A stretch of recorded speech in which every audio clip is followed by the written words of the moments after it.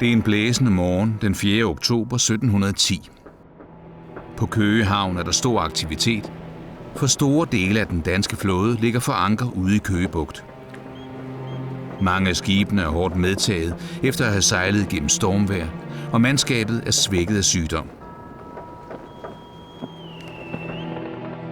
Både landet og søfolkene er præget af den lange krig, som danskerne har kæmpet imod svenskerne de sidste 10 år.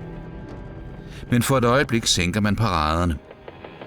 Sejlsæsonen er ved at være slut, og man har fået underretninger om, at den svenske flåde befinder sig på basen i Karlskrona.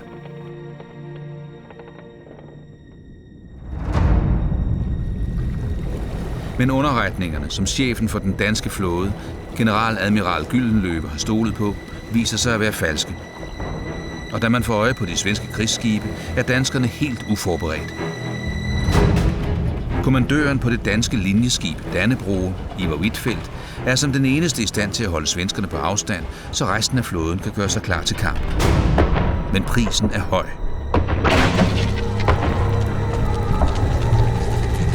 Hen på eftermiddagen går der ild i Dannebrog, og da ilden når skibets krudtkammer, eksploderer det.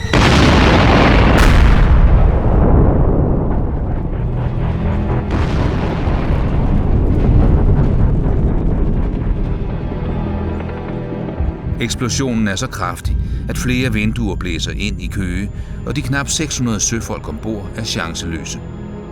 Kun 9 personer overlever tragedien, som ingen havde haft fantasi til at forestille sig, da solen stod op den 4. oktober 1710. Når du går gennem udstillingen, så kan du vælge at høre mere om Dannebrog og fundene fra vraget. Du kan også vælge at høre dramaet om Krudtbrødrene, der handler om 2 brødre på 7 og 16 år, der er i tjeneste på Dannebrog, da skibet forliser. Du finder første afsnit af historien ved at taste koden, du ser ved de grønne markeringer.